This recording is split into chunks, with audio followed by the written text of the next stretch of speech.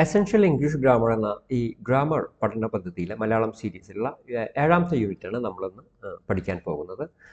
കഴിഞ്ഞ 6 അധ്യായങ്ങളിലായി നമ്മൾ പഠിച്ചത് ആം, ഈസ്, ആർ എന്നുള്ളതിൻ്റെ പോസിറ്റീവ്, നെഗറ്റീവ് ആൻഡ് ക്വസ്റ്റ്യൻ ഫോംസും ഒപ്പം തന്നെ പ്രസൻറ്റ് കണ്ടിന്യൂസും സിമ്പിൾ പ്രസൻറ്റിൻ്റെ പോസിറ്റീവ് ആൻഡ് നെഗറ്റീവ് സെൻറ്റൻസുകളാണ്.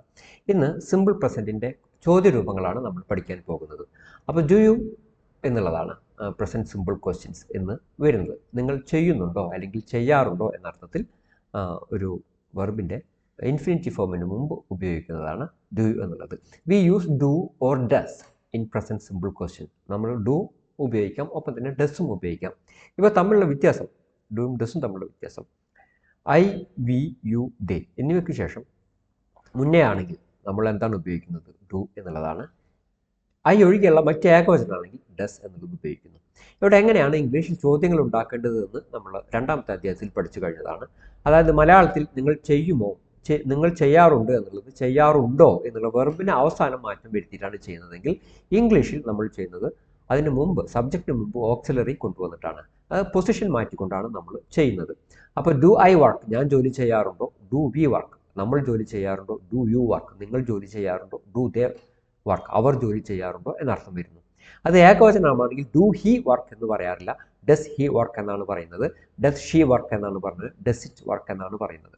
ഇതിൻ്റെ അർത്ഥം വരുന്നത് അത് വർക്ക് ചെയ്യുന്നുണ്ടോ, ചെയ്യാറുണ്ടോ എന്നർത്ഥം. ഇപ്പോൾ ഡു എന്നുള്ളതിൻ്റെയും ഡസിൻ്റെ എന്നുള്ളതിൻ്റെയും അർത്ഥം ഒന്ന് തന്നെയാണ്.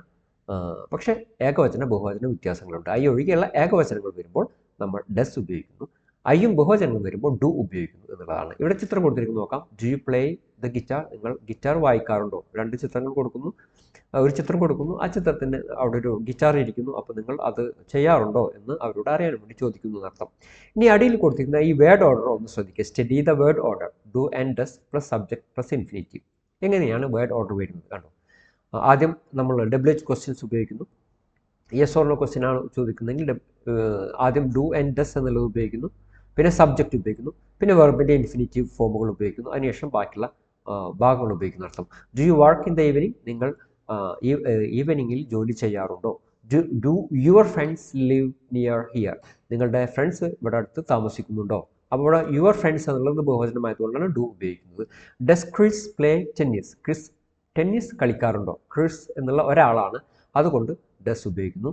ഡു യുവർ പാരൻസ് ലിവ്, നിങ്ങളുടെ വേർ ഡു യുവർ പാരൻസ്, എവിടെയാണ് നിങ്ങളുടെ പാരൻസ് താമസിക്കുന്നത്?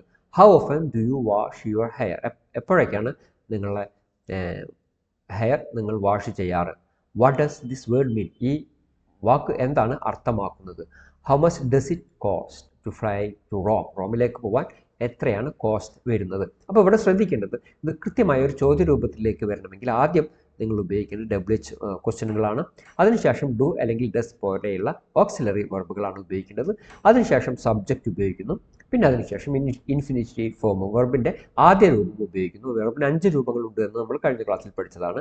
റൈറ്റ്, റൈറ്റ്സ്, റോട്ട്സ്, റിട്ടൺ, റൈറ്റിംഗ്, അല്ലെങ്കിൽ സ്പീക്ക്, സ്പീക്സ്, സ്പോക്കൺ, സ്പീക്കിംഗ്. ചില ആളുകൾ റൈറ്റ്, റോട്ട് എന്നിങ്ങനെ V1, V2, V3 എന്നിങ്ങനെ ആയിരിക്കും പഠിച്ചിട്ടുണ്ടായിരിക്കും. പക്ഷേ യഥാർത്ഥത്തിൽ 5 രൂപങ്ങളാണ് ഇംഗ്ലീഷിൽ ഉള്ളത് എന്ന് മനസ്സിലാക്കണം. ഇതിന് ശേഷം വരുന്നത് ഇൻഫിനിറ്റീവ്, 1ാമത്തെ രൂപം മാത്രമാണ്. അപ്പോൾ ഈ ഓർഡറിൽ വന്നാൽ മാത്രമാണ് അത് ക്വസ്റ്റ്യൻ ആയി രൂപാന്തരപ്പെടുകയുള്ളൂ. ഇനി നമുക്ക് നോക്കാം. Question with always, usually and often വരുമ്പോൾ എവിടെയാണ് ഈ ഓൾവേസും യൂഷ്വലിയും ഓഫൻ എല്ലാം യൂസ് ചെയ്യേണ്ടത്? ആദ്യം നിങ്ങൾ WH വേർഡ് ഉപയോഗിക്കണം, അത് കഴിഞ്ഞിട്ട് ഡു അല്ലെങ്കിൽ ഡസ് എന്നുള്ളത് ഉപയോഗിക്കണം, അത് കഴിഞ്ഞിട്ട് സബ്ജക്റ്റ് ഉപയോഗിക്കണം, അത് കഴിഞ്ഞതിന് ശേഷമാണ് ഓൾവേസ്, ഓഫൻ, യൂഷ്വലി ഉപയോഗിക്കേണ്ടത്. ഈ സബ്ജക്റ്റിനും വെർബിനും നടുക്ക്. ഓക്കെ, ഇപ്പോൾ do you always have breakfast, നിങ്ങൾ എല്ലായ്പ്പോഴും ബ്രേക്ക്ഫാസ്റ്റ് കഴിക്കാറുണ്ടോ? Does Chris often play tennis, ഇടയ്ക്കിടയ്ക്ക് ഡസ് ക്രിസ് ടെന്നീസ് കളിക്കാറുണ്ടോ? What you usually do at weekend, വീക്കെൻഡിൽ നിങ്ങൾ എന്താണ് സാധാരണ ചെയ്യാറ് എന്നർത്ഥം. ഓക്കെ, അപ്പോൾ ഈ ഓർഡർ നിങ്ങൾ മനസ്സിലാക്കണം. ഈ ഓർഡർ തെറ്റാതെ തന്നെയാണ് പറയേണ്ടത്. അതാണ് നാച്ചുറലായിട്ട് ഇംഗ്ലീഷ് ആളുകൾ സംസാരിക്കുമ്പോൾ യൂസ് ചെയ്യുന്ന ഒരു സ്ട്രക്ചർ എന്നുള്ളത്. ഓക്കെ, മലയാളത്തെ സംബന്ധിച്ച് വേർഡ് ഓർഡറുകൾ തെറ്റിയാലൊന്നും നമുക്ക് അധികം അർത്ഥ വ്യത്യാസങ്ങൾ വരുന്നില്ല. ഇംഗ്ലീഷിൽ അത് വളരെ ഇമ്പോർട്ടൻ്റ് ആണ്. വേർഡ് ഓർഡറുകൾ മാറുന്നതിനനുസരിച്ച് അർത്ഥത്തിൽ മാറ്റങ്ങൾ വരാനുള്ള സാധ്യത ഉണ്ട് എന്നുള്ളതുകൊണ്ട് വളരെ ശ്രദ്ധിച്ചാണ് നമ്മൾ ഉപയോഗിക്കേണ്ടത്. ഇനി ഉദാഹരണം കൊടുക്കുന്നത് വാട്ട് യു ഡു, നിങ്ങൾ എന്താണ് ചെയ്യാറ്? വാട്ട്സ് യുവർ ജോബ് എന്നാണ് അതിൻ്റെ അർത്ഥം. ഓക്കെ, വാട്ട് യു ഡു എന്ന് ചോദിക്കുമ്പോൾ നിങ്ങളുടെ ജോബ് എന്താണ് എന്നുള്ള അർത്ഥത്തിലാണ് ഉപയോഗിക്കുന്നത്. What you do, I work in A bank, അതാണ് അതിൻ്റെ ആൻസർ വരുന്നത്. ഓക്കെ, ഇനി നോക്കാം. ഡു എന്നുള്ളത് യൂസ് ചെയ്യുന്നത് ഐ, വി, യു, ദേ പോലെയുള്ള ഐയും ബഹുവചനങ്ങളും വരുമ്പോഴാണ്. ഡു ദേ ലൈക്ക് മ്യൂസിക്, അവർ മ്യൂസിക് ഇഷ്ടപ്പെടുന്നുണ്ടോ അല്ലെങ്കിൽ ഇഷ്ടപ്പെടാറുണ്ടോ. ഡസ് എന്നുള്ളത് ഉപയോഗിക്കുന്നത് എവിടെയാണ്? ഹി, ഷീ, ഇറ്റ് പോലെയുള്ള ഏകവചനങ്ങൾക്ക്, ഐ ഒഴികെയുള്ള ഏകവചനങ്ങൾക്ക് മുമ്പാണ് എന്നത് കൂടി ശ്രദ്ധിക്കണം. ഡസ് ഹി ലൈക്ക് മ്യൂസിക്, അദ്ദേഹം മ്യൂസിക് ഇഷ്ടപ്പെടുന്നുണ്ടോ എന്നർത്ഥം. ഇനി ഷോർട്ട് ആൻസേഴ്സ് എങ്ങനെയാണ് വരുന്നത്? Yes, I do, we do, you do and they do എന്നുള്ളതാണ് വരിക. ഐ, വി, യു എന്നുള്ള ഐയും ബഹുവചനങ്ങളും വരുമ്പോൾ ഡു എന്ന് ഉപയോഗിക്കുന്നു. ഹി, ഷീ, ഇറ്റ് പോലെയുള്ള വരുമ്പോൾ ഡസ് ഉപയോഗിക്കുന്നു. Yes she does, yes it does, yes she does എന്നിങ്ങനെ വരുന്നു. നോ എന്നാണെങ്കിൽ no I don't, no we don't, no you don't, no they don't എന്നിങ്ങനെ വരുന്നു. ഏകവചനമാണെങ്കിൽ no he doesn't, no she doesn't, no it doesn't എന്നിങ്ങനെയാണ് വരുന്നത്. ഉദാഹരണങ്ങൾ കൊടുത്തു നോക്കാം. Do you play tennis? No I don't. നിങ്ങൾ ടെന്നീസ് കളിക്കാറുണ്ടോ? ഇല്ല, ഞാൻ കളിക്കാറില്ല. Do your parents speak English? നിങ്ങളുടെ പാരൻസ് ഇംഗ്ലീഷ് സംസാരിക്കാറുണ്ടോ? യെസ് ദേ ഡു, അവർ സംസാരിക്കാറുണ്ട് എന്നർത്ഥം. Does George work hard? George നന്നായി വർക്ക് ചെയ്യാറുണ്ടോ? യെസ് ഹി ഡസ്, അദ്ദേഹം നന്നായി വർക്ക് ചെയ്യാറുണ്ട്. Does your sister live in London? ലണ്ടനിൽ ആണോ നിങ്ങൾ സിസ്റ്റർ താമസിക്കുന്നത്? നോ ഷീ ഡസിൻറ്റ്, അവൾ അല്ല എന്നർത്ഥം. ഓക്കെ, അപ്പോൾ ഇതാണ് സിമ്പിൾ പ്രസൻറ്റ് ക്വസ്റ്റ്യൻസ് എന്നുള്ളത്. ഡു യു അല്ലെങ്കിൽ ഡസ് ഹി. ഏകവചനങ്ങൾ വരുമ്പോൾ ഡു, ഐ ഒഴികെയുള്ള ഏകവചനങ്ങൾ വരുമ്പോൾ നമ്മൾ ഡസ്, ഹി എന്ന് ഉപയോഗിക്കുന്നു. ഐയും ബഹുവചനങ്ങൾ വരുമ്പോൾ ഡു എന്നുള്ളത് ഉപയോഗിക്കുന്നു. നിങ്ങൾ ചെയ്യുന്നുണ്ടോ? അത് സബ്ജക്റ്റിന് മുന്നെയാണ് ഉപയോഗിക്കേണ്ടത്, എങ്കിൽ മാത്രമേ അത് ചോദ്യമാവുകയുള്ളൂ. ഇതുമായി ബന്ധപ്പെട്ട് കൂടുതൽ പഠിക്കാൻ നിങ്ങൾ എന്ത് വേണം? ഇത് കൃത്യമായി മനസ്സിലാവാതെ വരുന്നുണ്ടെങ്കിൽ 5ാമത്തെ യൂണിറ്റ് ഒന്നുകൂടി പഠിക്കേണ്ടതുണ്ട്. അതേപോലെ തന്നെ നെഗറ്റീവ് ഫോമുകളെ കുറിച്ച് അറിയാൻ നിങ്ങൾ 6ാമത്തെ യൂണിറ്റ് പഠിക്കേണ്ടത്.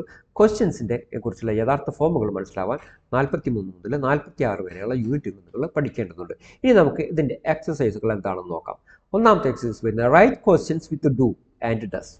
ഓക്കെ, ഡൂയും ഡസും ഉപയോഗിച്ചിട്ട് നിങ്ങൾ ഇതിൻ്റെ ചോദ്യം 9 സെൻറ്റൻസുകൾ കൊടുത്തിട്ടുണ്ട്. ആ 9 സെൻറ്റൻസുകളുടെ ചോദ്യം ഉണ്ടാക്കുക എന്നുള്ളതാണ്. ഇവിടെ നമുക്ക് ഉദാഹരണമായി ഒരു ചോദ്യം, അതിൻ്റെ ഉത്തരം കൊടുത്തിരിക്കുന്നു. I like chocolate and you എന്നുള്ളതാണ്. അപ്പോൾ ഡു യു ലൈക്ക് ചോക്ലേറ്റ് എന്നുള്ളതാണ് അതിൻ്റെ ഉത്തരം വരുന്നത്. അതേപോലെ ബാക്കിയുള്ളത് കൂടി നിങ്ങൾ ചെയ്യണം. എന്നിട്ട് ആൻസർ കീ ചെക്ക് ചെയ്യണം. നിങ്ങൾക്ക് എല്ലാ ആൻസറും നിങ്ങളുടെ കറക്റ്റ് ആണെങ്കിൽ അതിനർത്ഥം നിങ്ങൾക്ക് ഈ പാഠം പഠിച്ചിരിക്കുന്നു എന്നർത്ഥം. അല്ലെങ്കിൽ നിങ്ങൾ അത് വീണ്ടും ഒന്നുകൂടി കേൾക്കേണ്ടതുണ്ട്.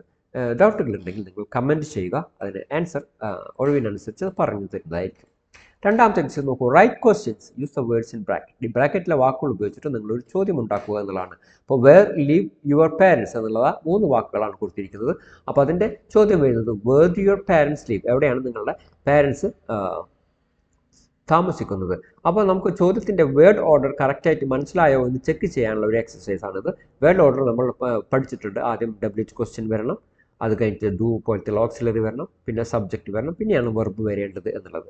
ഓക്കെ, അതേപോലെ തന്നെ you early always get up. അപ്പോൾ അതിൻ്റെ ആൻസർ, സാമ്പിൾ ആൻസർ കൊടുത്തിരിക്കുന്നത് do you always get up early, നിങ്ങൾ എപ്പോഴും നേരത്തെ എഴുന്നേൽക്കാറുണ്ടോ എന്നുള്ളത്. അപ്പോൾ ബാക്കിയുള്ള ഈ 11 നിങ്ങൾ ചെയ്യുക. എന്നിട്ട് ആൻസർ 12 നിങ്ങൾ ചെയ്യണം. എന്നിട്ട് നിങ്ങൾ ആൻസർ ചെക്ക് ചെയ്യുക.